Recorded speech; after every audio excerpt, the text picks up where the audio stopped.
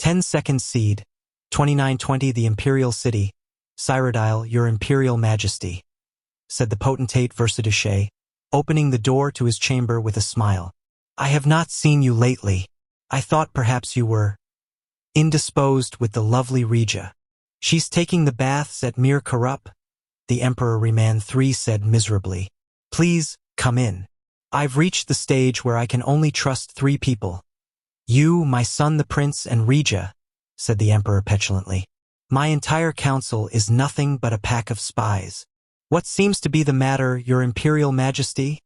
Asked the potentate Versaduce sympathetically, drawing closed the thick curtain in his chamber. Instantly all sound outside the room was extinguished, echoing footsteps in the marble halls and birds in the springtide gardens. I've discovered that a notorious poisoner, an Orma tribeswoman from Black Marsh called Kachika, was with the army at Caer Suvio while we were encamped there when my son was poisoned, before the battle at Bodrum. I'm sure she would have preferred to kill me, but the opportunity didn't present itself. The Emperor fumed. The Council suggests that we need evidence of her involvement before we prosecute. Of course they would, said the potentate thoughtfully, particularly if one or more of them was in on the plot. I have a thought, Your Imperial Majesty. Yes? Said Riemann impatiently. Out with it.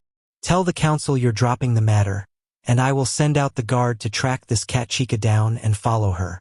We will see who her friends are, and perhaps get an idea of the scope of this plot on Your Imperial Majesty's life. Yes, said Riemann with a satisfied frown. That's a capital plan. We will track this scheme to whomever it leads to. Decidedly, Your Imperial Majesty, smiled the potentate, parting the curtain so the Emperor could leave. In the hallway outside was potentate Versaduce's son, Severian Korok. The boy bowed to the Emperor before entering the potentate's chamber. Are you in trouble, father? Whispered the Akaviri lad. I heard the Emperor found out about what's-your-name, the poisoner. The great art of speechcraft, my boy, said Versaduce to his son, is to tell them what they want to hear in a way that gets them to do what you want them to do. I need you to get a letter to Kachika, and make certain that she understands that if she does not follow the instructions perfectly, she is risking her own life more than ours. 13-second seed. 2920 Mir Karuk. Cyrodiil Regia sank luxuriantly into the burbling hot spring, feeling her skin tingle like it was being rubbed by millions of little stones. The rock shelf over her head sheltered her from the misting rain, but let all the sunshine in, streaming in layers through the branches of the trees. It was an idyllic moment in an idyllic life, and when she was finished she knew that her beauty would be entirely restored. The only thing she needed was a drink of water. The bath itself, while wonderfully fragrant, tasted always of chalk. Water, she cried to her servants. Water, please. A gaunt woman with rags tied over her eyes ran to her side and dropped a goatskin of water. Regia was about to laugh at the woman's prudery. She herself was not ashamed of her naked body, but then she noticed through a crease in the rags that the old woman had no eyes at all. She was like one of those Orma tribesmen Regia had heard about but never met. Born without eyes, they were masters of their other senses. The Lord of Mir Karuk hired very exotic servants, she thought to herself. In a moment, the woman was gone and forgotten. Regia found it very hard to concentrate on anything but the sun and the water. She opened the cork, but the liquid within had a strange, metallic smell to it. Suddenly, she was aware that she was not alone. Lady Regia, said the captain of the Imperial Guard. You are, I see, acquainted with Kachika? I've never heard of her, stammered Regia before becoming indignant. What are you doing here? This body is not for your leering eyes. Never heard of her when we saw her with you not a minute ago, said the captain, picking up the goatskin and smelling it. Brought you Nevis Ichor, did she? To poison the Emperor with. Captain, said one of the guards, running up to him quickly. We cannot find the Argonian. It is as if she disappeared into the woods. Yes, they're good at that, said the captain. No matter though. We've got her contact at court. That should please His Imperial Majesty. Seize her. As the guards pulled the writhing naked woman from the pool, she screamed, I'm innocent. I don't know what this is all about, but I've done nothing. The Emperor will have your heads for this. Yes, I imagine he will, smiled the captain. If he trusts you. 21 Second Seed, 2920 Gideon. Black Marsh, the Sow and Vulture Tavern, was the sort of out-of-the-way place that Zook favored for these sorts of interviews. Besides himself and his companion, there were only a couple of old sea dogs in the shadowy room, and they were more unconscious from drink than aware. The grime of the unwashed floor was something you felt rather than saw. Copious dust hung in the air, unmoving in the sparse rays of dying sunlight. You have experience in heavy combat? Asked Zook. The reward is good for this assignment, but the risks are great as well. Certainly I have combat experience, replied Miramer haughtily. I was at the Battle of Bodrum just 2 months ago. If you do your part and get the Emperor to ride through Dotsa Pass with a minimal escort on the day and the time we've discussed, I'll do my part. Just be certain that he's not traveling in disguise. I'm not going to slaughter every caravan that passes through in the hopes that it contains Emperor Reman. Zook smiled, and Miramer looked at himself in the Kothrinji's reflective face. He liked the way he looked, the consummate confident professional.